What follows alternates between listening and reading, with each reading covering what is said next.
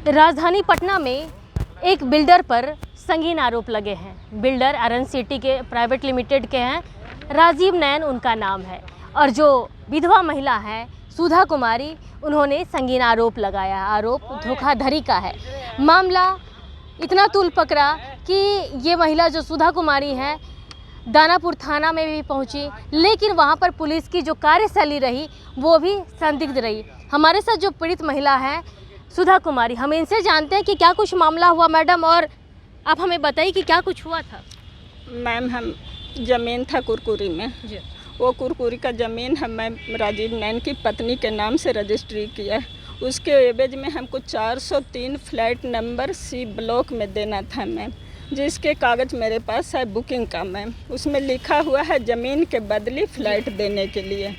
वो flat ma'am मेरे नाम से रजिस्ट्री नहीं किया गया, वो किया गया उस विकास नाम के राजीव नैन के अथी में काम करता था, ऑफिस में ब्रोकर था।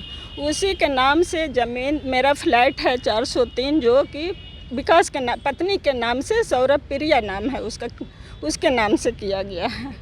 बाद में जब हम कागज़ मांगे मैम कि एक का कागज़ मेरा 303 का दिया गया, 403 का नहीं दिया गया।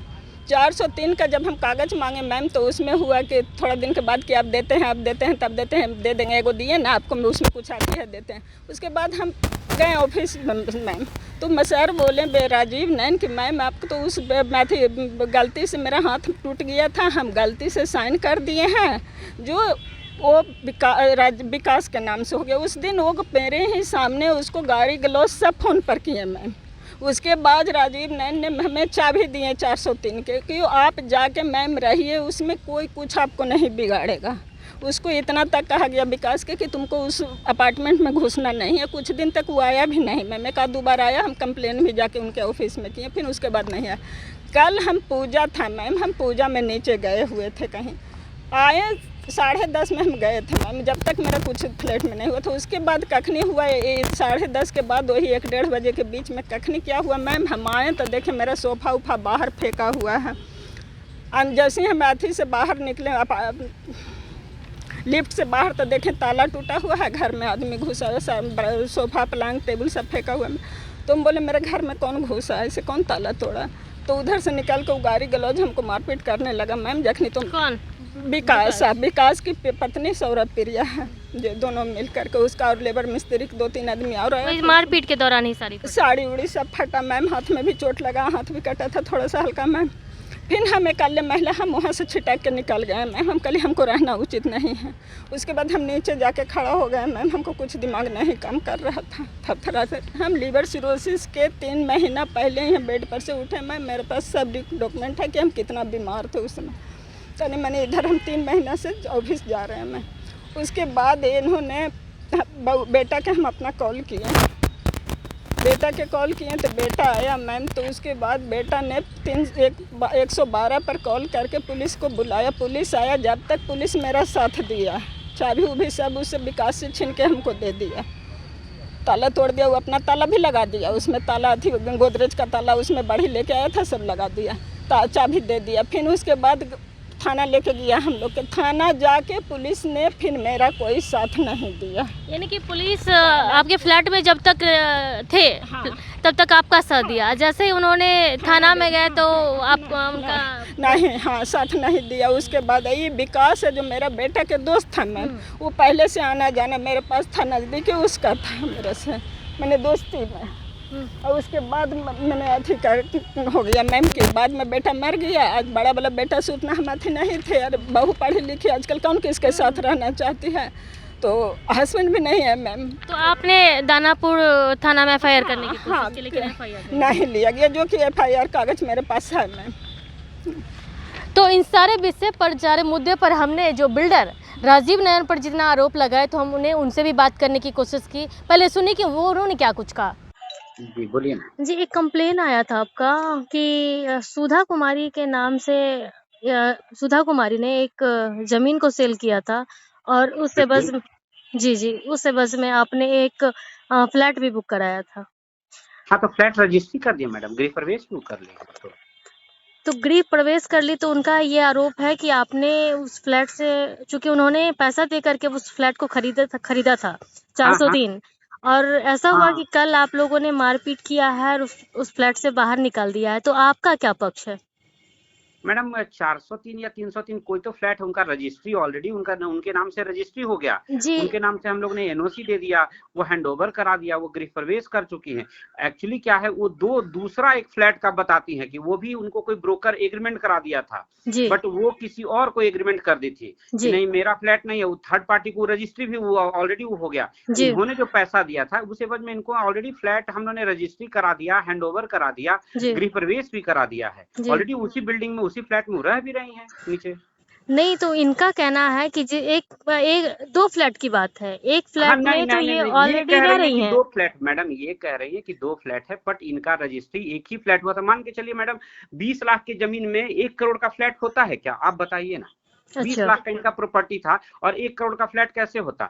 तो उसके एवज में कोई इनका ही एक आदमी था सब ब्रोकर, उन्होंने पैसा और दे करके एक फ्लैट वो अपने नाम से कराया और एक फ्लैट इनके नाम से रजिस्ट्री कराया। तो जो जी इनके नाम से रजिस्ट्री हुआ ऑलरेडी ये इसमें गृह प्रवेश करके रह रही हैं, हम्म ऑलरेडी उसी बिल्डिंग में उसी फ्लैट में रह रही हैं। इनको हम लोग ने एनओसी वगैरह सब कुछ दे दिया है। जी जी इनका जो पेपर हमारे पास है मौजूद, जी उस जी पेपर में साफ तौर पर एक फ्लैट नंबर 403 है, हाँ और हाँ उस जमीन के एवज में आपने इनको फ्लैट दिया है। हाँ। तो फ्लैट जो दिया है मैडम उनको रजिस्ट्री कर दिया है हमने हमने हम्म रजिस्ट्री करके ऑलरेडी हैंडओवर कर दिया। वो प्रोजेक्ट हम कब का हैंडओवर करके छोड़ के चले भी गए, हमने वो प्रोजेक्ट को भी हैंडओवर कर दिया। इनका फ्लैट है और इनके जैसा और भी ऑलरेडी 300 या 250 फ्लैट थे, सबको हैंडओवर कर दिया है। हाँ, तो बस इनका यही कहना है कि फ्लैट जब इन्होंने ले लिया है, तो उस हाँ फ्लैट से कल इनको मारपीट करके इनको उस नहीं फ्लैट नहीं से नहीं बाहर मैडम, ऐसा निकाल बात दिया नहीं गया है, है, मेरी बात और समझिए ना। घर का सारा सामान भी फेंक दिया गया है। तो मुझे बस आपकी राय जाननी थी मैम कि इनका जो फ्लैट है ऑलरेडी इनका रजिस्ट्री हैंडओवर हो चुका है। ये एक इन्होंने ही दूसरे पार्टी को ये एग्रीमेंट कर दिया था उससे पैसा लेकर के, तो जी वो पार्टी को वो फ्लैट रजिस्ट्री हुआ। इनका जो फ्लैट था इनको रजिस्ट्री हो गया, अच्छा रजिस्ट्री हो गया है। ये उसी बिल्डिंग में रह रही, उसी में फ्लैट में आप पूछिए कि आप उसी बिल्डिंग में कौन से फ्लैट में रहती हैं, उसका रजिस्ट्री हुआ है इनको, ये उसका एनओसी दिए हैं इनको, पूछ लीजिए आप। ऑलरेडी दिया हुआ है सारा चीज इनको।